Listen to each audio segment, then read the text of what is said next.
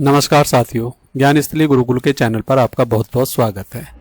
नमो भारत के 21 स्टेशनों के नाम भी अब ब्रांड के नाम पर रखे जाएंगे। एनसीईआरटी को होगी लाखों की कमाई। 3 करोड़ यात्रियों वाले दिल्ली गाजियाबाद मेरठ कॉरिडोर पर कंपनियों को दिया गया एक्सप्रेशन ऑफ इंटरेस्ट EOI।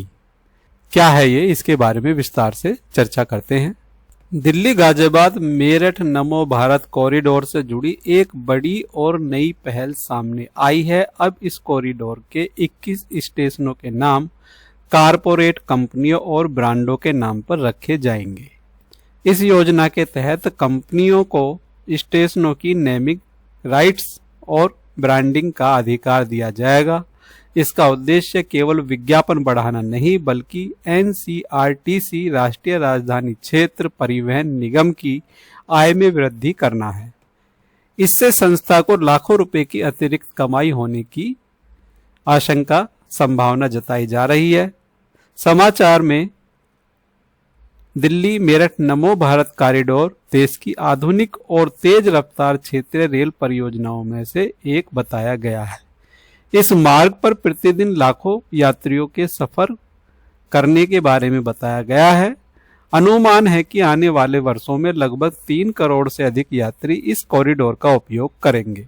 इतनी बड़ी संख्या में यात्रियों की मौजूदगी को देखते हुए बड़ी कंपनियां अपने ब्रांड प्रचार के लिए इन स्टेशनों को उपयुक्त माध्यम मान रही हैं। कंपनियों को उम्मीद है कि स्टेशन के नाम के साथ उनका ब्रांड जुड़ने से उनकी पहचान और बाजार में बहुत तेजी से पहुंच बनेगी। NCRTC ने इस योजना के लिए निविदा प्रक्रिया शुरू कर दी है। इसके अंतर्गत कंपनियों को स्टेशन के मूल नाम के साथ अपना ब्रांड जोड़ने की अनुमति होगी। उदाहरण के रूप में किसी स्टेशन का नाम जैसे रिलायंस और उसके आगे स्टेशन का नाम दुहाई, रिलायंस दुहाई, इस तरह से प्रदर्शित किया जा सकता है। हालांकि स्टेशन का मूल नाम पूरी तरह समाप्त नहीं होगा, बल्कि उसके साथ ब्रांड का नाम जोड़ा जाएगा ताकि यात्रियों को पहचान में कोई समस्या नहीं। स्टेशन की लोकप्रियता, लोकेशन और यात्रियों की संख्या के आधार पर कंपनियों से अलग अलग शुल्क लिया जाएगा। कुछ प्रमुख स्टेशनों के लिए लाखों रुपए की राशि निर्धारित की गई है। उदाहरण के लिए सराय खाले खां, न्यू अशोक नगर, आनंद विहार, मेरठ साउथ और दुहाई जैसे महत्वपूर्ण स्टेशनों की कीमत अधिक रखी गई है, क्योंकि यहाँ यात्रियों की संख्या ज्यादा रहती है। इससे यह स्पष्ट होता है कि NCRTC अपनी गैर किराया आय नॉन फेयर रेवेन्यू बढ़ाने पर विशेष ध्यान दे रही है।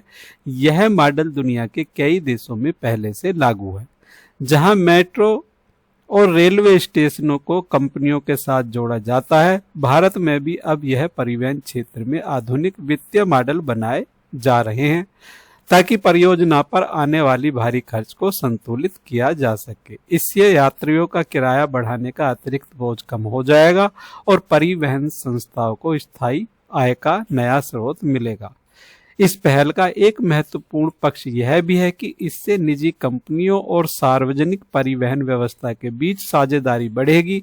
स्टेशन परिसरों में बेहतर सुविधाएं, आधुनिक विज्ञापन प्रणाली और रखरखाव में भी सुधार देखने को मिलेगा।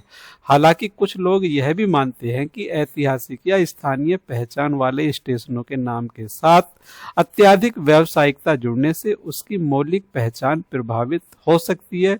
इसलिए संतुलन बनाए रखना भी आवश्यक होगा।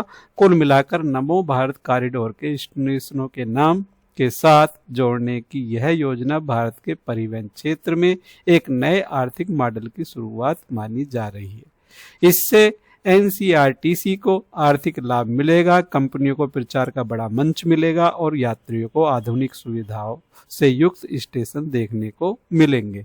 जानकारी आपको अच्छी लगी है तो वीडियो को लाइक कीजिए, वीडियो को शेयर कीजिए और यदि आपने हमारा चैनल सब्सक्राइब नहीं किया है तो चैनल को सब्सक्राइब कीजिए।